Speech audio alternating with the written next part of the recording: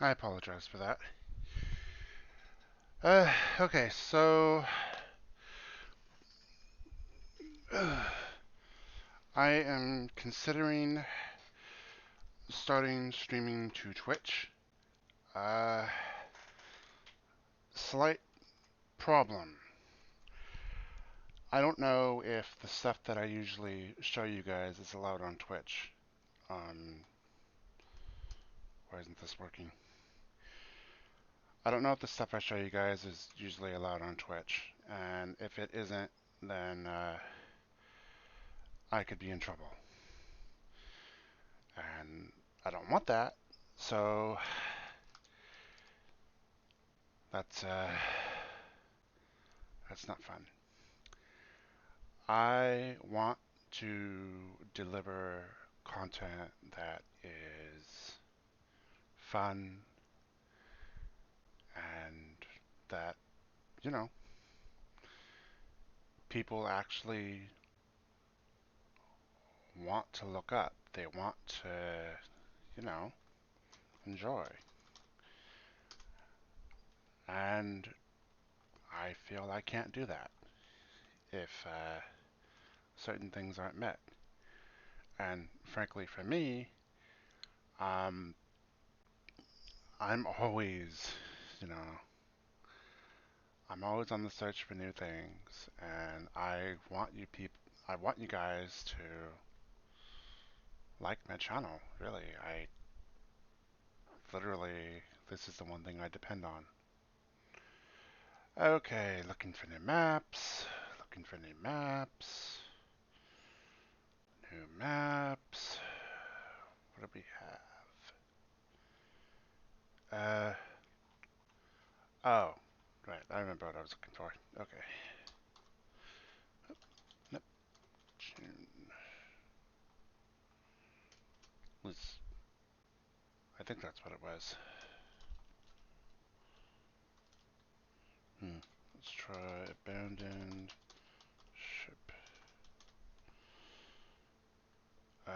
Snowblind, Mars. No, that's not it. Okay.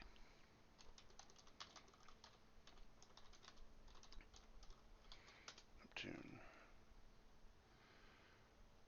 Operation Neptune.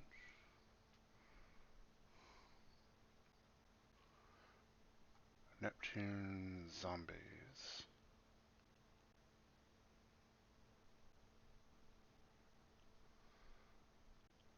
Yeah, that's it. Oh, wait a minute. Is it World at War or... Wait a minute. It's...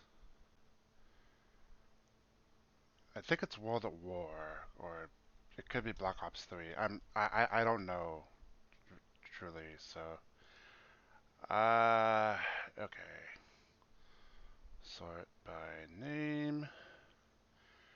And I'm going to go through these until I find it because I don't know. I don't know. Okay. Keep going. Keep going. Keep going. Keep going.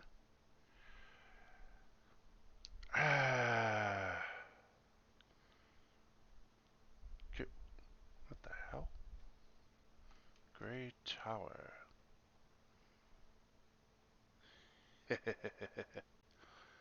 uh, no. Okay.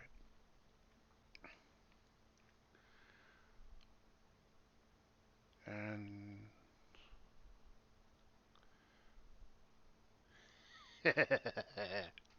cool. Uh, Pharaoh's Curse. Hmm. Perk or weapon? Let's try that. Let's see. Perk or a weapon without seeing what it is.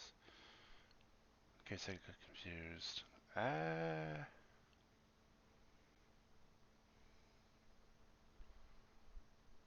hmm.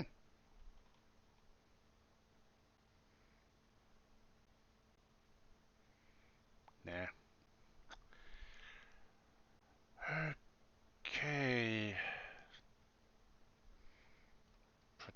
for not playing Psychotic Journey, not going down that road.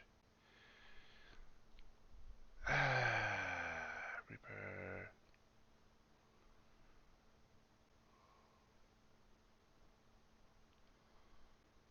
Okay. Neptune, Neptune, Neptune. Na. Necro.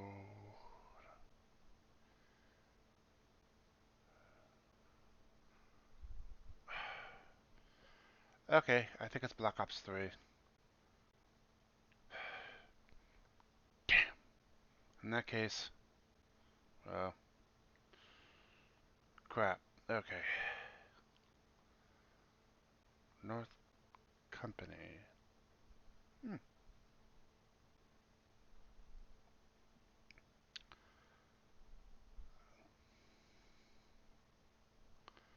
Will not work for everyone.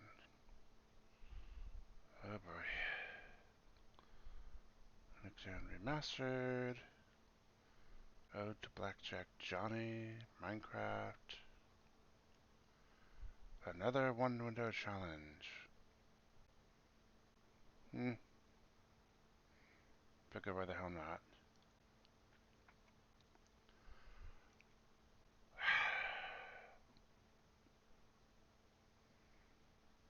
Oh well. I really don't care, to be honest, for one window, but whatever floats these people's boats, I guess. It sucks. No barricade. Nightmare.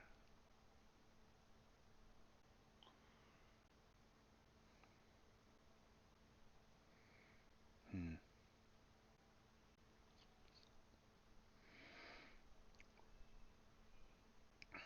Hmm.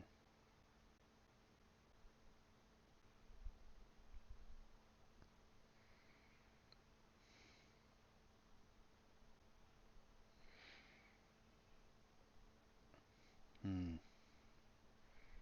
What else do we have? Hmm.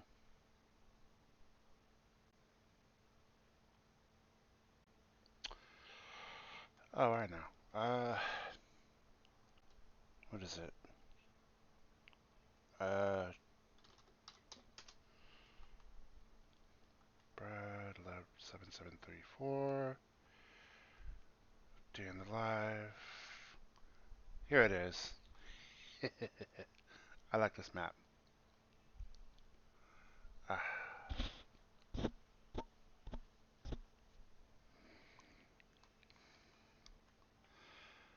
Hurry up and load. Keep. Keep. Enough with the false positives, for heaven's sake. Okay.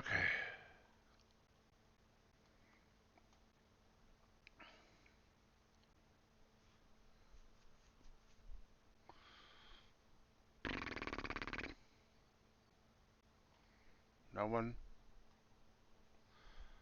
Screw it. Okay, I'm just gonna play a World at War, I guess.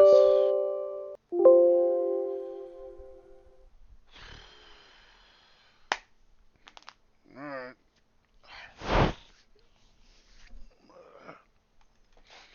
Get this done.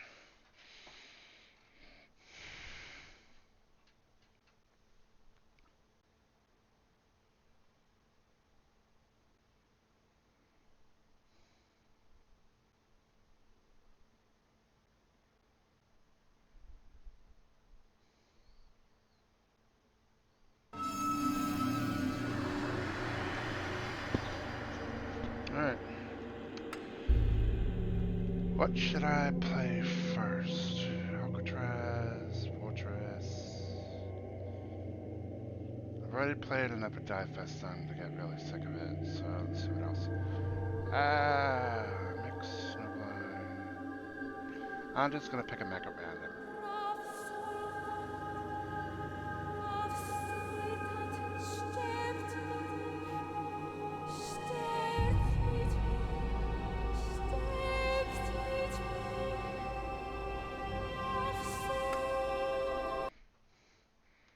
I don't know what it is.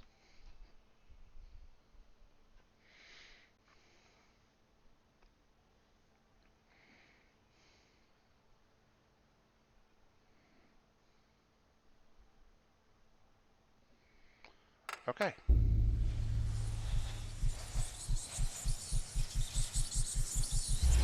Activision.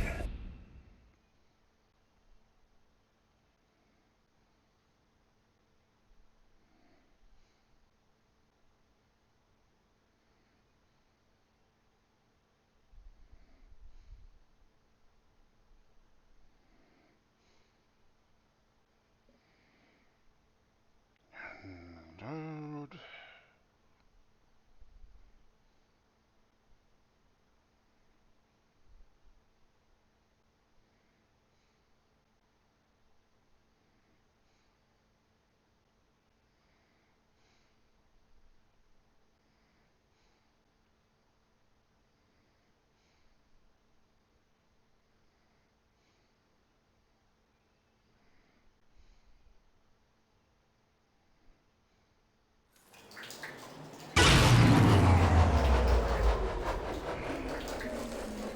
Okay.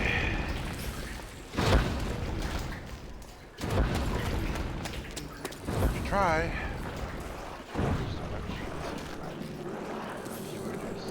Try.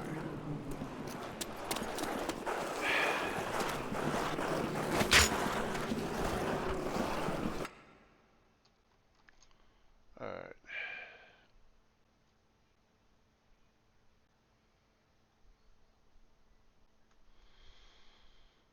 I really hate to fall back on this. I really do.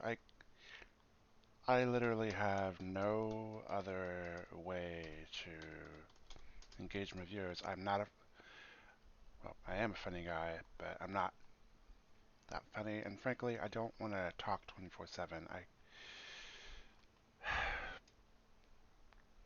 Screw it.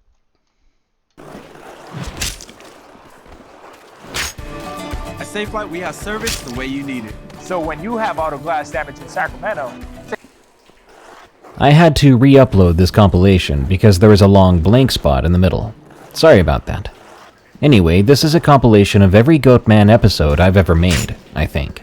In the meantime, I'm trying to finish the over 40,000 words worth of Halloween contest stories you guys sent me.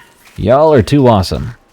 Be sure to send me your scary stories at darkstories.org, and don't miss the newest episode of Freaky Folklore, all about the terrifying Banshee, on iTunes and Spotify. Let me know in the comments what topic of scary stories you want to see the most in the near future. Now, let's begin. The Goatman of Alaska, by Female Vampire. My name is Karin. My husband Tom and I are both 30 years old. We live in Anchorage, Alaska, in a house that looks like a log cabin, but has all the facilities inside. Electricity, water, and all that good stuff. We live in the house with our cute 10-year-old son Michael, and our Siberian Husky Tundra. Now, Tom is also a deer hunter and a crab fisherman, and I work as a nurse. We travel around in a big red Jeep that can go into the wilderness easily. I have my own little yellow off-road vehicle as well, and I love taking my son Michael into the Alaskan wilderness, checking out all the lovely wildlife there, like deer, fox, moose, bald eagles, and other things.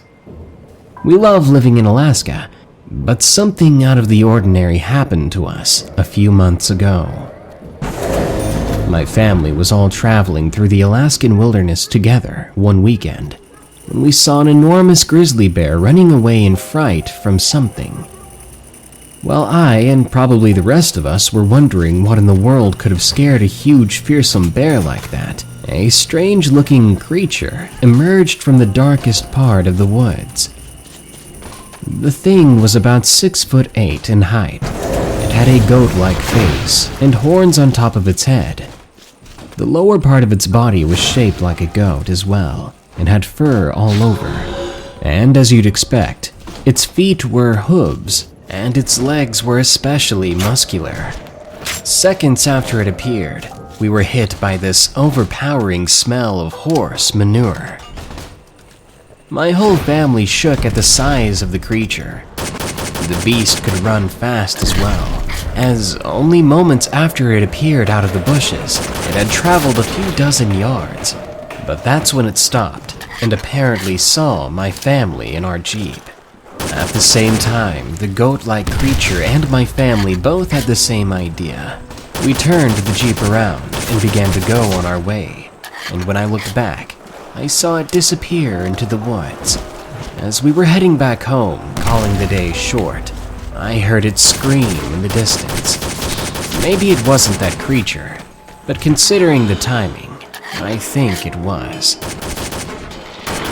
When we got back to the house, my husband locked all the doors as we then put our son to bed early. I later went to bed, but my husband would not budge from the window as he watched outside the entire night. Honestly, I'd never seen him so worried before. The next day, I had a good day at my nursing job, and I came home with my family. My son Michael was playing outside when suddenly he called to me. "Mommy, come here. Look at this, look at this." He sounded so happy, so I rushed outside to see what he wanted to show me. But I didn't see Michael. "Mommy, over here," my son called to me. I followed his voice and saw that it was coming from near the edge of the woods nearby. As I made my way toward his voice, excited after an exhausting day of work to see what my son was so excited about, something grabbed me by the hand. I was startled at first, and I looked down. There he was, my son Michael. I was confused. I looked back up into the edge of the woods, where my son's voice was originally coming from, and there I saw the silhouette, similar to the thing we had seen the day before. I was shaking all over. I was shaking so bad that my son asked me, "Mommy, are you okay?" And the worst part about it was, when I heard his voice for the next week, my own son's voice, it chilled me. I told my son that everything was fine, that I just needed some air, and then we went back inside the house. I told my husband about what had happened, and his face paled. There wasn't an ounce of disbelief in him. He trusted me. Later that night, when Tom and I got into bed, we were both thinking of what we should do about this, if anything, when we suddenly heard something strange outside. It was humming. Someone was outside, humming around our house. And the strange part was, it was alluring.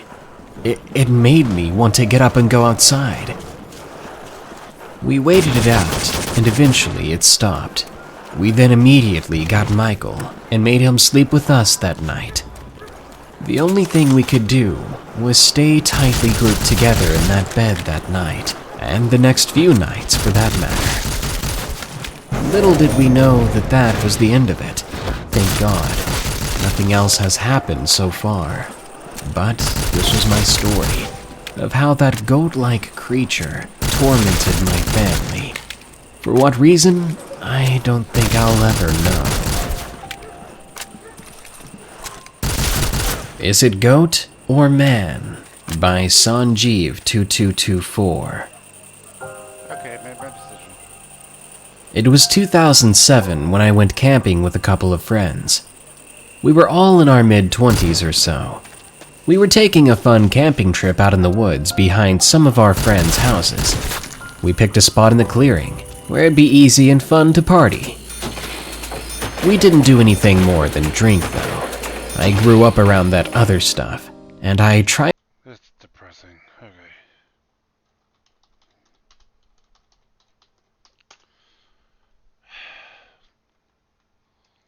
Okay, let's see.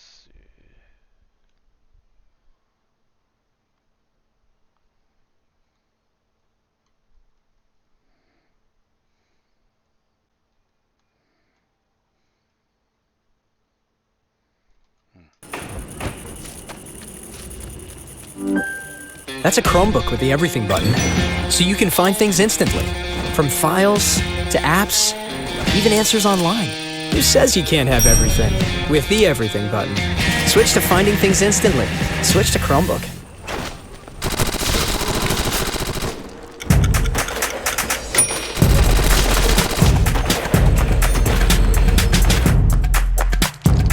I love taking tests. You remember stuff like this? Who won the Peloponnesian War? The Peloponnesian people. I remember my first day at kindergarten. I was thinking about it the other day. It's been a long time, but I still remember. Does anybody else remember that? Yeah? Anybody else hear that? No? Just me? You were there? You were at my first day at kindergarten? That's right, you haven't changed a bit. A little bit taller, but... You know what, I remember my mom. She didn't tell me anything. No, I got no... She just said, get in there, they're gonna feed you a little bit later. That's all she told me. I didn't know what was going on. They started teaching the alphabet. I thought they were reading off the menu. A is for apple. No. B is for banana. Not interested. C is for cake. Cake. Cake. D is for dog. What the heck kind of place is this? I don't want to eat dog. E is for elephant. I don't want that either. And I didn't know the answer to the first question. I was kind of scared, and I just sat there quiet. The teacher asked me a question. I just sat there scared, and she came up and started screaming at me. The first day she's going, are you dense? Just tell us, are you dense or what? I said, it's pronounced Dennis. Get it right. Then at the end of the day, there's an announcement over the loudspeaker that said, all pedestrians get to leave 5 minutes early. And the teacher comes up and says, Dennis, you're a pedestrian, aren't you? I said, no, I'm not, I'm a Catholic. But if I can get out 5 minutes early, I'll convert to pedestrianism. I will convert. I didn't like school. I never liked school.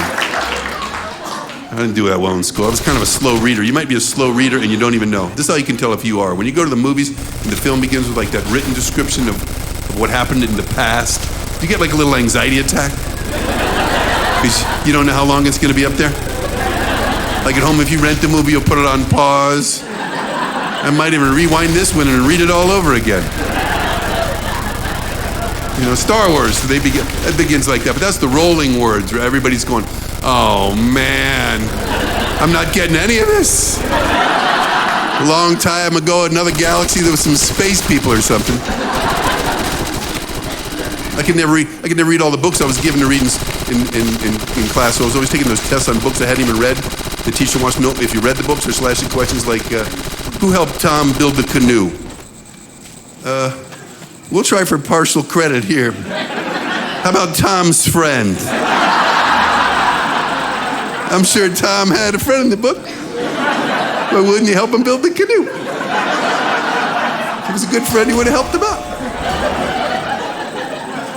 I love taking tests. You remember stuff like this? Who won the Peloponnesian War? The Peloponnesian people. The people of Peloponnesia. You know, what else am I going to put? One time when I was a little kid, I got an F on my report card, and I changed it before I got home. I was stupid. I got caught. I should have just changed it to a B, but I changed it to an F+. Try to pull my average up a little bit. All I do is daydream in school. All I think, that's all I do is daydream. You know, sometimes a teacher would call your name after they've asked the question, and you got to stand there in the aisle, and you don't even know what the question was. Remember that? This actually happened in 8th grade. Mrs. Gabriel's like, Dennis, we're going to wait for your answer. That's up to you. My best friend, Mike Hand, he's sitting back here, and he whispers, it's Conestoga-wagon. I don't think I'm going to go with that. I think I'll stand here with nothing for a bit, you know. But she was on my case that day. We're going to wait until you answer. That's your prerogative. I'm telling you, it's Conestoga-wagon. So I get tired of standing there. I say, the answer is Conestoga-wagon. The whole class starts laughing their butts off. I look down, we got math books open. Yeah, I'm not even on the right subject. That's how long I'd been out. Taking my pen apart and putting it back together. Playing with the spring. You know, sometimes the teachers would say this, they'd say, there's no such thing as a stupid question. I like that when they said that. You know what I would do when they said that? I would raise my hand. Yes, Mrs. Baxter, is it possible for a 12-year-old boy to get pregnant from reading comic books? No? No? Oh, okay, I got some misinformation from my older brother.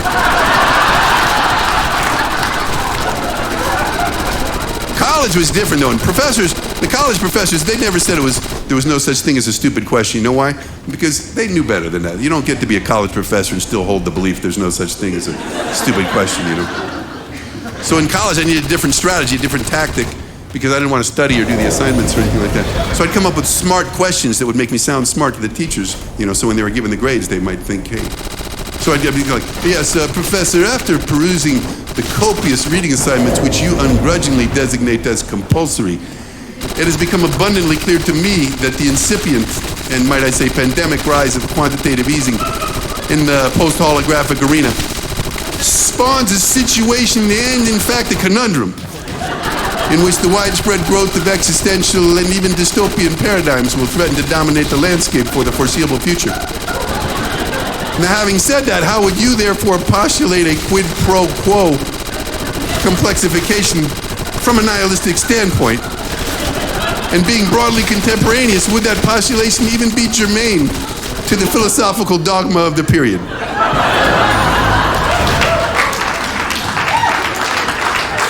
And secondly, because this is really a two-part question.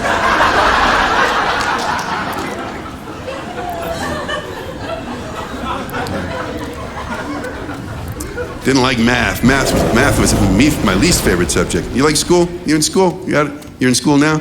What's your name? Chanel? What are you studying? Nursing? Yeah. I studied doctoring. What do they call it? Medicine? It was a lot. It's a lot. I dropped out after 2 years of high school. No, I didn't like being a doctor. I was a doctor for 1 day. Yeah, everybody complains about everything, and I was like, I can't do this. No, I couldn't. I didn't like math. Math was my least favorite subject. Actually, it's like a 5-way tie for my least favorite subject, but math was me. You know what I mean? Think about math. I hated math. Think about math was you could try to pay attention, just look out the window for 2 minutes. Come back and you're lost forever. You might as well just look out the window again, because you're never gonna get back on track. It's not like you can say to the teacher, yes, could you repeat that? Yeah, because I was staring out the window. I saw the birds flying and I was thinking, gosh, what if I could fly? Fly away, that's for sure. Fly away from you and your lesson. Your stupid lesson. I was okay with math until they got up to addition. I was cool with counting.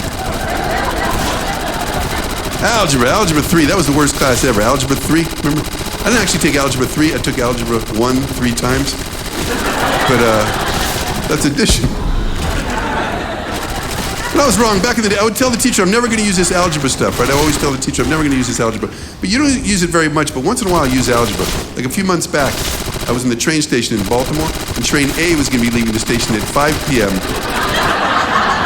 and traveling west at 80 miles per hour. And train B was going to be leaving the station 3 hours later on a parallel track, but going 100 miles per hour. In winds rather southeast at 18 miles per hour. And there was a 30% chance of rain. The Dow Jones had dropped 200 points that day. The NASDAQ was up 40. I weighed 195 pounds. My blood pressure was 122/60. And the Kansas City Chiefs had a record of 8-2 and were atop the leaderboard of the AFC West. And I had to figure out what train to get on. Luckily, there's an app for that now. It's called Choo Choo. Choo Choo, C-H-U-C-H-U. Just get the free version, good enough. One time we had a math test, I got a 0. 0%. Yeah, I'm not bragging, I'm just... My friend Kevin got a 0 too. He was my study partner. Our other friend Terry got a 1. Terry got a 1%. We started calling Terry the brain. Started cheating off him a little bit. Teachers always had the same thing about cheating. They're right. They would always say you're only cheating yourselves, which is ridiculous. I mean, if you didn't study, yeah, you cheated yourself. But if they put the test on the desk in front of you and you already didn't study, the only way you're going to learn this stuff is if you learn it off somebody else's paper. Remember sitting like question number 7. What is the capital of Bolivia? Well, I don't know. And now I'd like to learn it.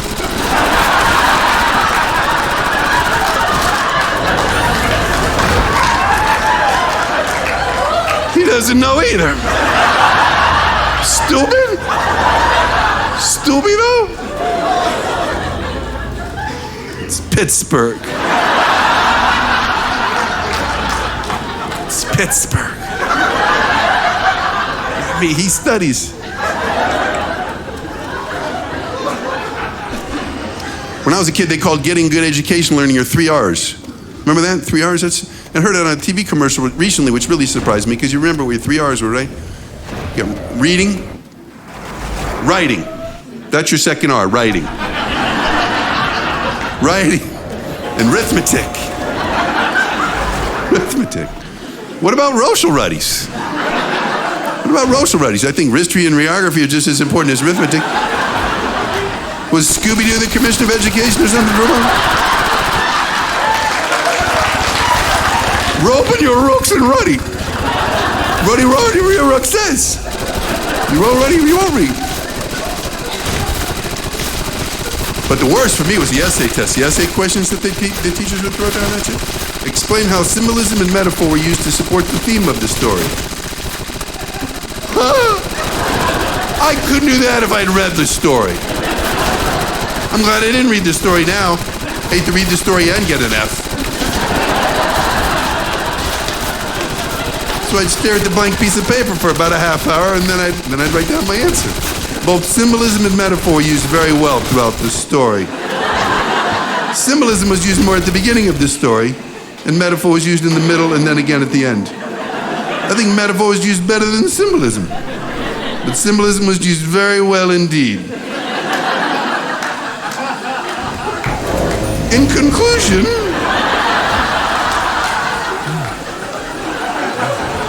take that, teacher. You wanted to be a teacher. Take that. You guys are fun. You sounded like you did get naps this afternoon. I appreciate that. I'm a little bit jet lagged. I flew in late last night from Boise. I don't shake the jet lag so easily anymore. Sometimes I fly, I'm friendly, and I feel like talking to the person on the plane next to me, but sometimes I don't. I've been on a plane for 6 hours. I don't look at the guy in the seat next to me. I don't talk to him. I don't even acknowledge he exists. Then when the plane lands, we're pulling up to the gate, I like to go, so what's your name? Do you have any hobbies or anything you want to talk about? In the next couple of seconds here. My flight from Boise was delayed for 2 hours. That's what you want, right? A 2-hour delay on a 1-hour flight. And when they make the announcement about the delay from the desk there, they say, we want to thank you in advance for your patience. I don't like to be manipulated like that. I go over to the desk and I go, I want to thank you in advance for your free upgrade to first class. Thank you for that. Thank you in advance. I apologize in advance for going berserk when you don't give it to me. Apologize. Didn't work though, they put me in last class.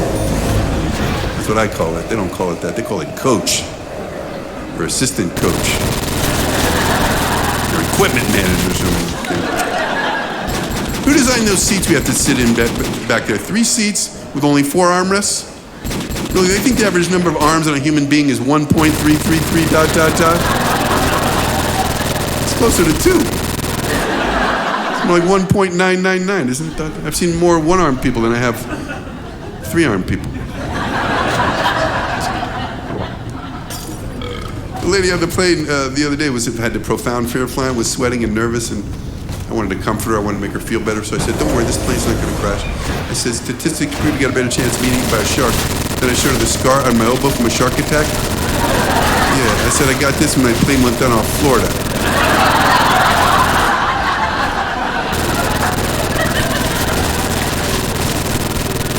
You know, I like to do on the plane sometimes, I like to pretend like I'm reading a Chinese newspaper. Because that impresses people, you know. And I like to impress people. And they usually go, wow, you can read Chinese? That's cool. And I say, is that what this is? I thought I forgot how to read. No wonder this alphabet doesn't seem familiar. As soon as I sit down in the plane, I hear this on the loudspeaker. You know, tampering with or destroying smoke detectors in the lavatory can result in a fine. But they don't say what the amount of the fine is. It's the dollar amount. So I call the flight attendant. What's the dollar amount of that fine? Yeah, that information will help me make my decision.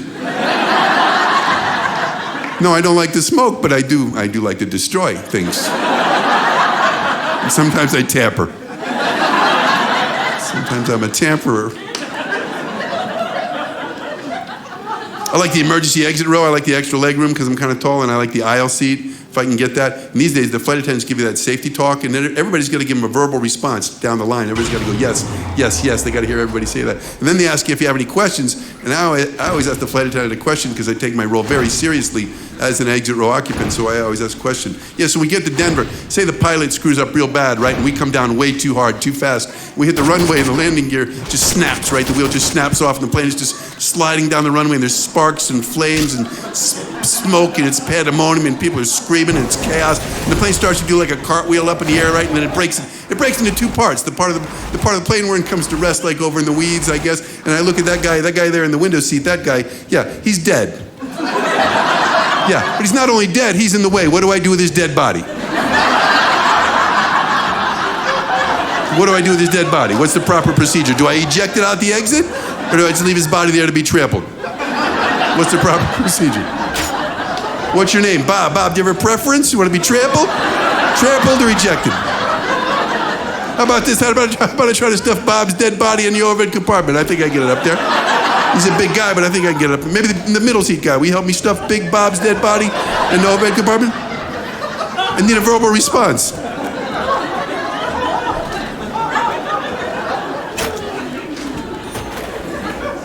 Whenever there's a plane crash in this country, the news media loves they love to use the term miracle, don't they? Like if a plane crashes and no one is killed, they say it was a miracle that no one was killed. If a plane crashes and a few people are killed, they say it was a miracle that more people were killed.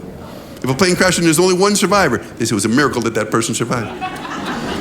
If a plane crashes and everybody is killed, they say it was a miracle the plane just missed hitting that warehouse on the ground. If the plane hits the warehouse, they say it was a miracle it didn't hit an hour earlier when it was crowded with people. And if it hits it when it's crowded with people and everybody is killed, they go and find that guy that missed the flight by 5 minutes. They say it was a miracle he got a flat tire on the way to the airport.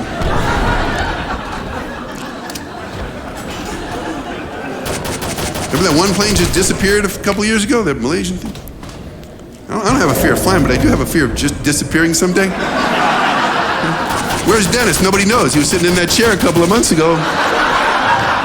Nobody's seen him since. It's a shoe shine stand at the airport, and the guy goes, hey, man, your shoes look bad. Hop up here, I'll fix you up. Okay, my shoes look bad, but is that really an acceptable way to drum up business? By insulting me? I've never walked in front of the clothing store and had the guy standing out front going, get your raggedy butt in here. You ought to be ashamed of yourself walking around town looking like that. Comb your hair, you bum.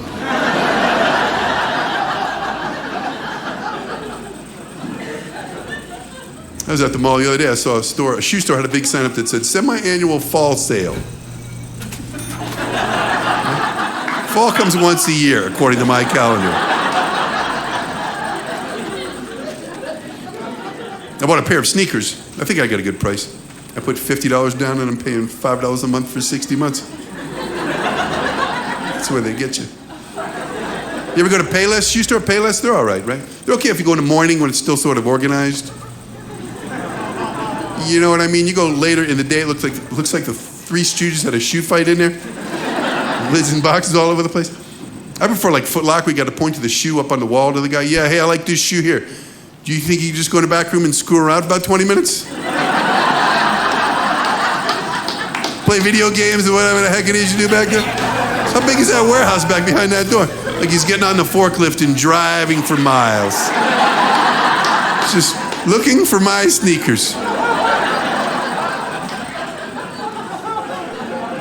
Last time the guy comes out, and he comes out to me, he's got 2 boxes. He said, I don't have a size 10, but I have an 8.5 and an 11.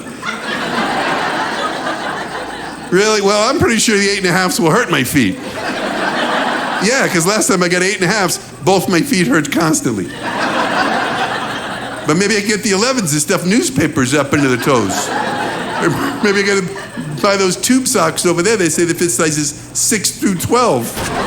And just flap the unused portion underneath my foot. Would that be a recommendation, Mr. Referee?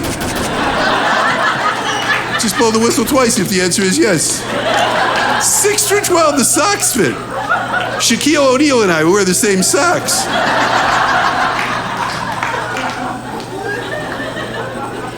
I was looking at a pair of shoes in the shoe store, and this pair of shoes was secluded from the other shoes on the stand, something like this, right? And I'm just looking at them, trying to figure out why they're all separated. And the guy comes up and says, "That's a great shoe. That was the first shoe ever designed specifically for walking."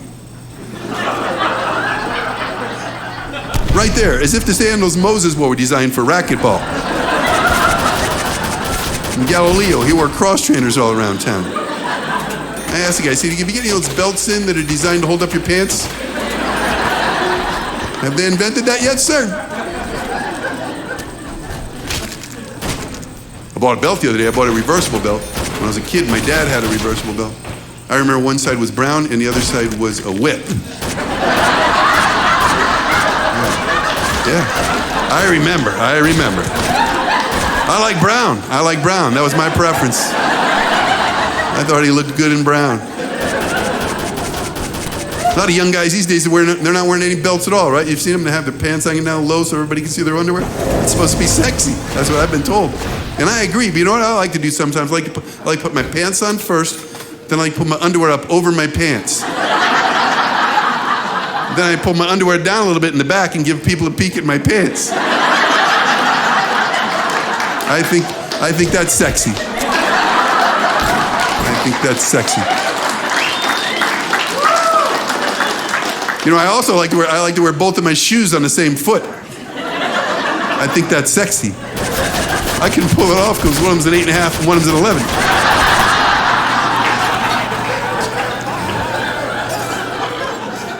I like the Gap. I like shopping at the Gap. One reason I'm still a 34 waist at the Gap.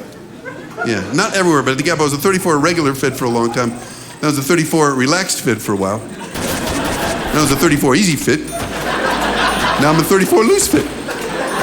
But I'm still at 34. You gotta buy size 40 underwear for some reason. Is that a different system altogether? Get the 34s on. This is all wrong. This is like a tourniquet. You know what the truth is? Fact is, I just gained 20 pounds for a part in a movie. Yeah, a pirate movie. Yeah, so if any of you people are gonna be making a pirate movie, I'd like to be one of the pirates in it. Would you like it when you go clothes shopping, you just wear something like right here that just says I'm browsing, you know? Just get the heck away from me, I'm penniless or something. They always want to show you everything. They've never shown me anything I wanted. I used to be kind of timid and I'd say things like, I don't like the buttons or something. But now if the guys start showing me shirts or anything, I just go, I hate that. I can't even look at it, remove it. The other day this guy says, why don't you just tell me what you're looking for? I said, all right, what I'm looking for is a pair of red leather bell-bottom trousers. You know, with gold lightning bolts all up and down the legs.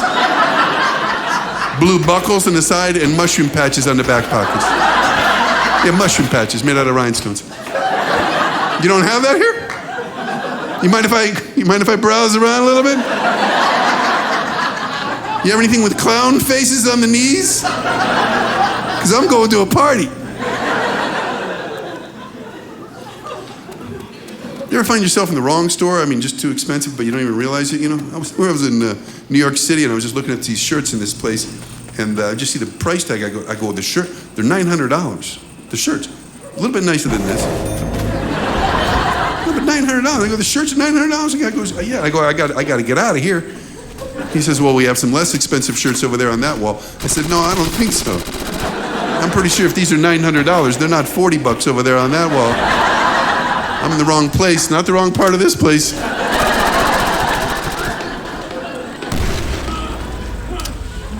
I hate any kind of shop. You know what I hate now? The stores, they want you to join their frequent shopper club. That'd be fine, but I don't want to be in the club, and I don't want all the questions, you know?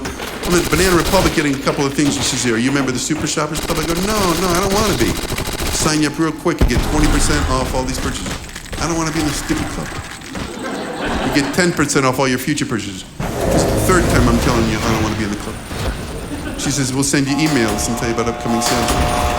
That's what I told her. I said, look, I'm wanted in 6 states. I'm a fugitive from justice. That's why I can't be in the club. I told her, and she said, you just gave me your credit card. I said, that's not my credit card. How long would I remain at large? Handed out my actual credit card.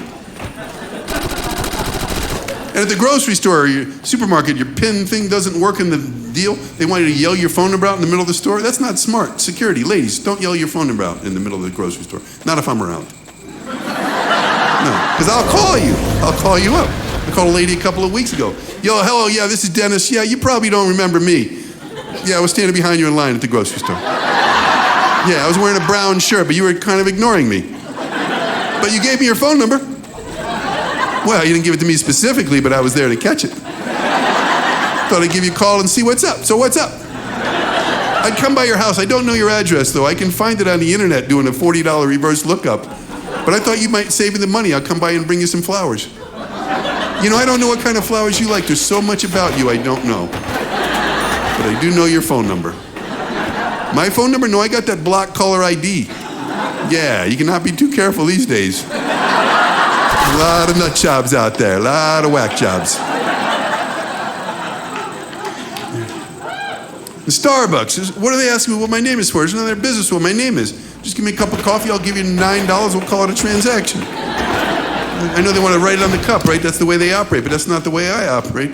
I've started doing this, they go, what's your name? It's Glarbston-Tinford. What is it? It's Glarbston-Tinford. It's spelled just the way it sounds, Glarbston-Tinford. The common spelling, Glarbst,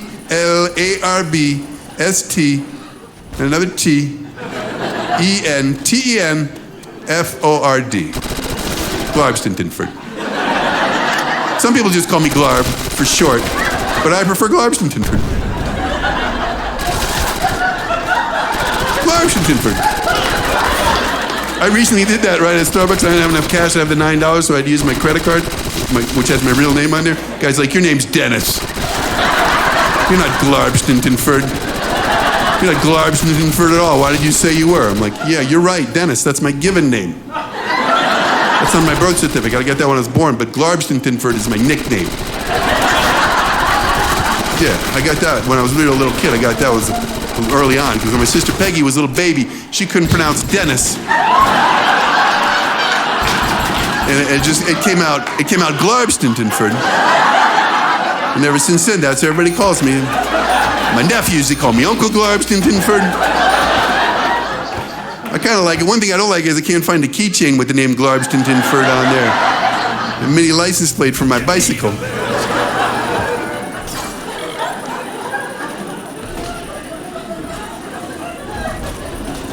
You guys are a good crowd, man.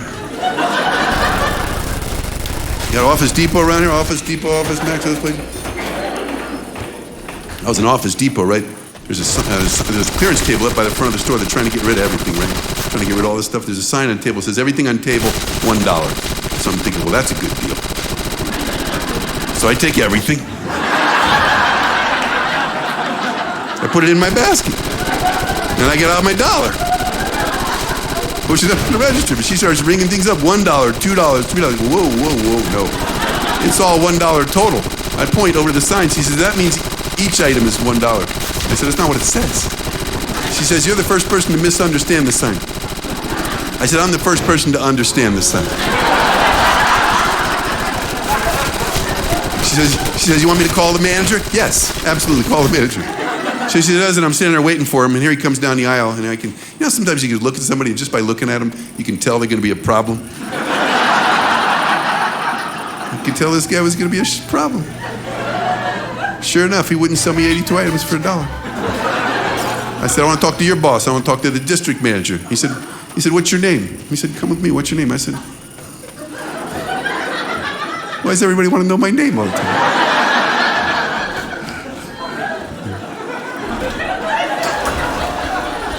Wasting my time with that guy, Mr. Attitude Man. I went over to Denny's because I was hungry, and they had a big sign up that said 4 meals for under $4. They're liars too, they all lie. They're all in cahoots. Office Depot, Denny's, 1 meal, that's all they wanted to give me.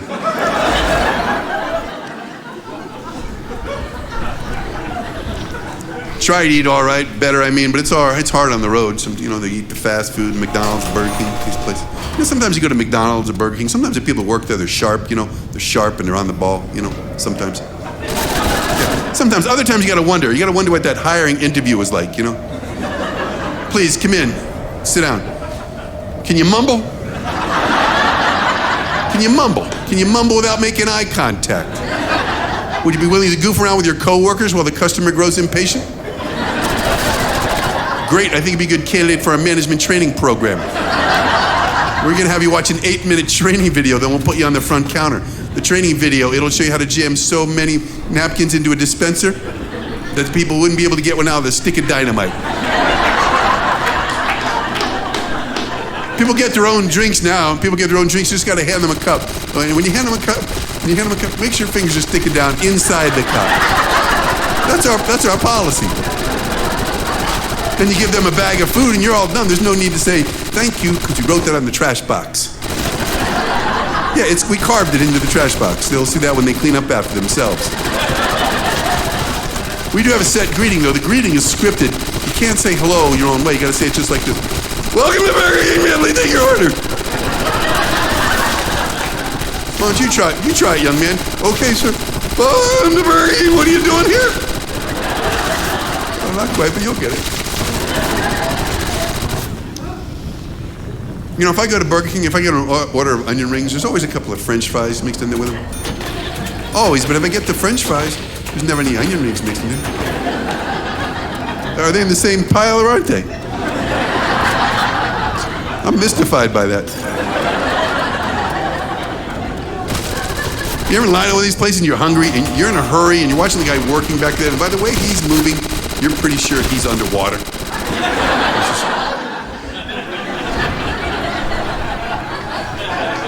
I get drowsy watching them work. I get up there, I'm falling asleep. I'll have a hamburger. What time is it?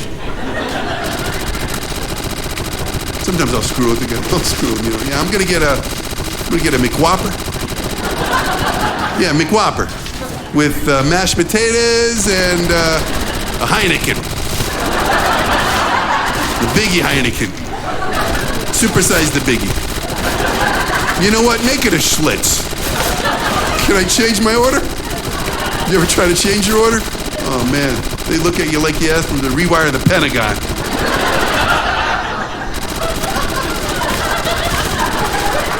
We got a situation over here. We got a code red. Yeah, this man, he's not gonna eat the things he said he would eat originally. What am I supposed to do now? Push the buttons, show me which ones. Shift, Alt, Enter, Delete, Escape, Start over. Welcome to Burger King, what do you want? Get it right this time. This is hard. What I'm doing is hard.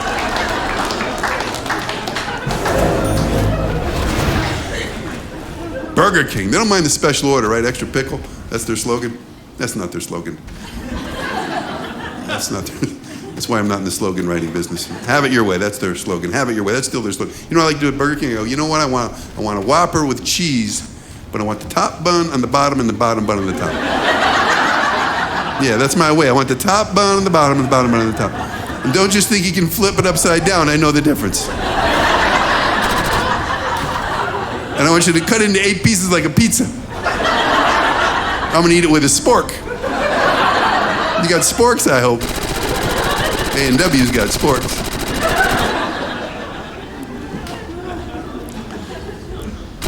saw this on the sign outside McDonald's, the big sign, the marquee or whatever. It said, now hiring, apply inside. Yeah, apply inside. Apparently they've determined that there's a big problem. Big problem with potential employees just driving right by. You know, it's just potential. Yeah, I'd like to get a job at that McDonald's, but where do you go to apply? I don't know. I think you go downtown to the sheriff's department. It's all political. It's who you know. Sometimes they put this now hiring, inquire within. That's pretty fancy language for a Taco Bell, isn't it? Did you ever talk like that? It's like Shakespeare wrote the damn side. I just want to go in there. Is the manager within? Oh manager, wherefore art thou, manager? Surely within the confines of these walls? To make chalupas or not to make chalupas? I was here yesterday to no avail. Inquire within. I guess when you're gonna quit, you gotta give them your fortnight notice, you know? I shan't be returning. I shan't be back. Oh, what? You guys have been fun. We gotta wrap it up. I have a jazzercise class to get to. I do appreciate you coming out and being such a great crowd, man. Provo, first time here. Yeah. I like it. You know the only thing I don't like? I can't stand the people.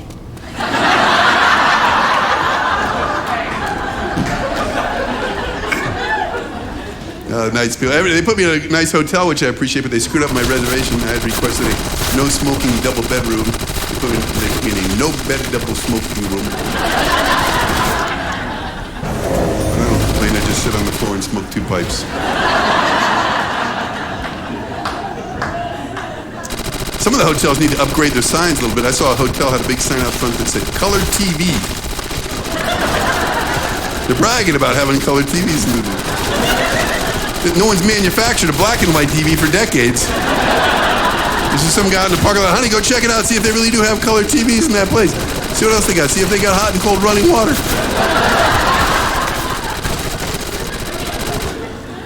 My hotel's nice, and I was in the elevator. There's a sign in the elevator that said maximum capacity 12 persons. 12 persons. Somebody needs to tell the folks down at the elevator company that the plural of the word person is people. It's not persons, right? It's that guy Otis. He makes all the elevators in the country. He's good at that, and not so great with the language, I'm guessing. Hey, Otis, what should we put on this sign? Put maximum capacity 12 persons. It doesn't matter. It'd be like 6 mans and 6 womans. Yeah, the specificity is not important. It's the totalitarianism you got to worry about. It could be 10 mans and 2 childs. Just put 12 persons on the sign. Let's get out of here.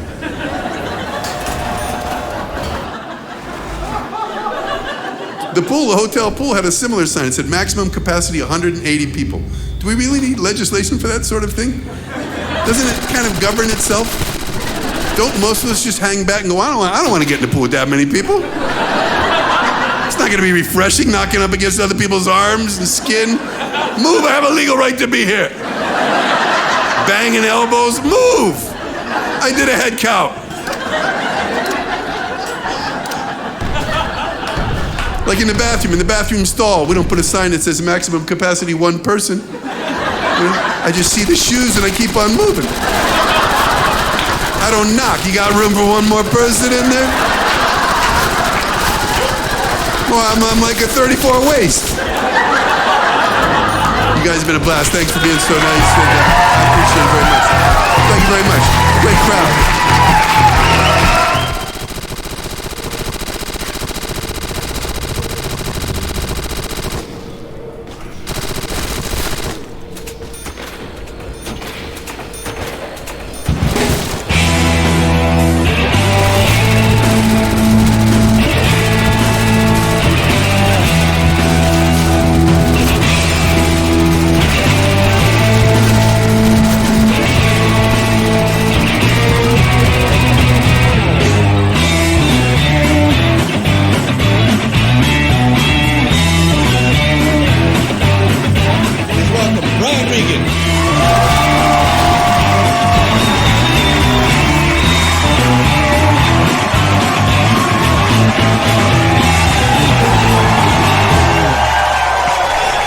Thank you very much.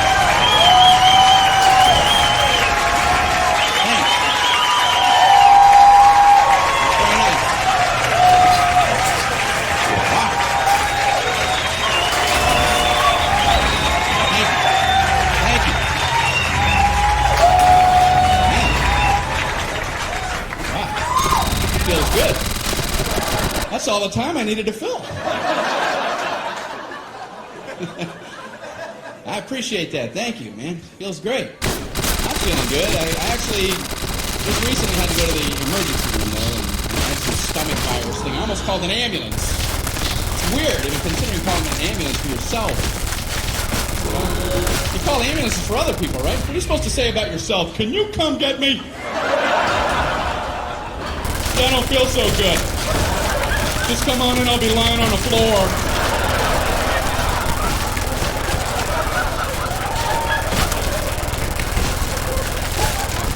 Looking at the phone going, I don't know how to do this. I don't know what to do. It was at night, so I drove myself to the emergency room. That's a nice relaxing drive. No, after you.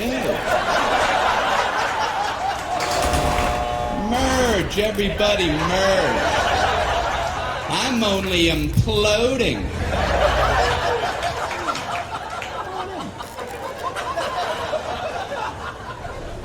So I pull up at the entrance to the emergency room. No valet parking. I mean, if that's not the biggest oversight in our solar system. If there's ever a time where you want to go, can you park this because I need to collapse immediately? But no, I'm circling around a parking lot. Can I park there? I think I'm going to die. I'm dying too. Okay, go ahead. I'll go up a couple levels.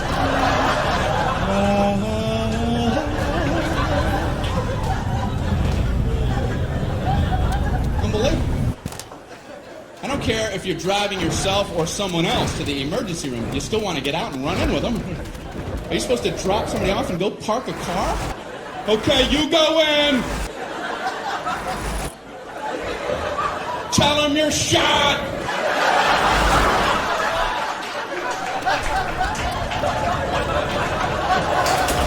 Ask them if they validate. Unbelievable. So I finally park, go in to check in. They ask the most insulting question when you check into a hospital. What seems to be the problem? Well, it seems like everything on my inside wants to be on my outside. But I'm no doctor. Kind of condescending question. So they check me into my luxurious half room. There's a curtain down the middle with a mystery patient on the other side. And he's